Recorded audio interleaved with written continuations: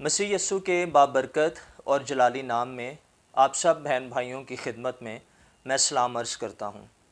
आज हम आज़ादी के हवाले से कलाम सुनेंगे। लूका की इंजील उसका 13वां बाब और उसकी 16वीं आयत। यूँ लिखा है, मसीह यस्सु ने फरमाया, बस क्या वाजिब ना था कि ये जो अब्राहम की बेटी है, जिसको शैतान ने 18 बरस से बांध रखा था, सब्बत के दिन इस बंध से छुड़ाई जाती। आमीन। अब इस वर्ष की बैकग्राउंड ये है कि एक कुबड़ी औरत थी जो 18 साल से इसी हालत में थी। ये एक दिन इबादत खाने में सब्बत के रोज़ मसीह से मिलती है और मसीह यस्सु इस पर हाथ रख कर इसको शिफा दे देता है और ये आज़ाद हो जाती है। आप ज़रा इस औरत की हालत पर गौर करें। ये 18 साल से इसी बंद में थी और ये 18 साल चर्च जाती रही होगी, इबादत करती रही होगी, लेकिन चर्च में जाना इसको इसके कुबड़ेपन से शिफा नहीं दे सका। ये बात हमें ये मैसेज देती है, ये वाक़या हमें ये मैसेज देता है कि सिर्फ़ चर्च जाना ही ज़रूरी नहीं है।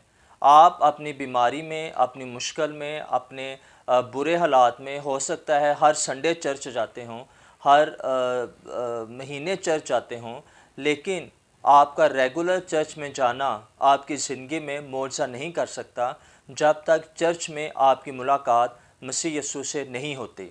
इस औरत की हालत बड़ी नागुफ्ता बैद थी। ये 18 साल से इसने सीधे होकर ना सूरज को देखा होगा, ना चाँद को, ना सितारों को, बल्कि 18 साल ये डस्ट को देखती रही, ये ज़मीन की तरफ ही देखती रही और ये झुकी ही रही। लेकिन इसकी ज़िंदगी में आज़ादी आई जब मसीह यस्सु से इसकी मुलाकात हुई और मसीह ने इसको उसके कुबड़ेपन से आज़ाद कर दिया। और ये मुकाशफा सिर्फ मसीह यस्सु ने दिया कि ये औरत शैतान की वजह से इस बंध में है या इस बीमारी में मुब्तला है।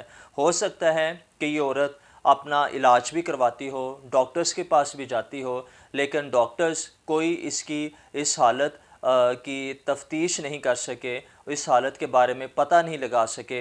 लेकिन मसीह यस्सु ने यह भेद खोला कि ये औरत जो इस हालत में है, ये शैतान की वजह से है। हम कैसे अपनी ज़िंदगी में आज़ादी का तजर्बा कर सकते हैं? मेरा ख़्याल है कि ये औरत जिस दिन आज़ाद हुई, उस दिन वो दिन इसके लिए आज़ादी का दिन था, इंडिपेंडेंस डे था, जश्न आज़ादी था। वो उसको वैसे ही सेलिब्रेट करती होगी जैसे हम लोग अपने बर्थडे को सेलिब्रेट करते हैं या जश्न आज़ादी सेलिब्रेट करते हैं। उस औरत की ज़िंदगी में वो दिन जब वो इस बंद से आज़ाद हुई, जश्न आज़ादी या डे ऑफ इंडिपेंडेंस था। हम लोग कैसे आज़ादी का तजर्बा कर सकते हैं? अगर आप में से कोई बीमारी में है या मुश्किलात में है या अपनी ज़िंदगी में मौजज़ा चाहता है या किसी बंधन में है और वो आज़ाद होना चाहता है, तो मेरे प्यारे भाइयों और बहनों, सिर्फ़ 2 ही रास्ते हैं जिनकी वजह से आप आज़ाद हो सकते हैं।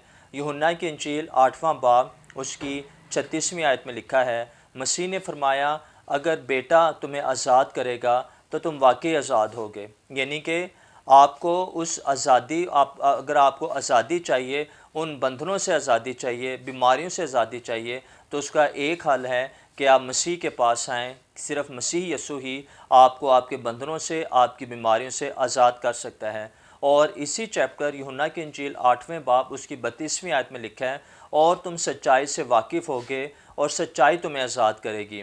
सच्चाई यानी कि खुदा का कलाम।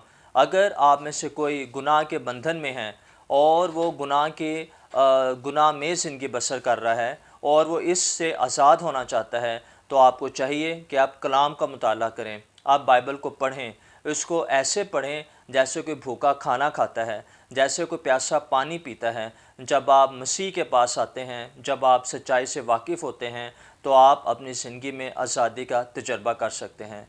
खुदा इस कलाम के वसीले से आप में से हर एक को बरकत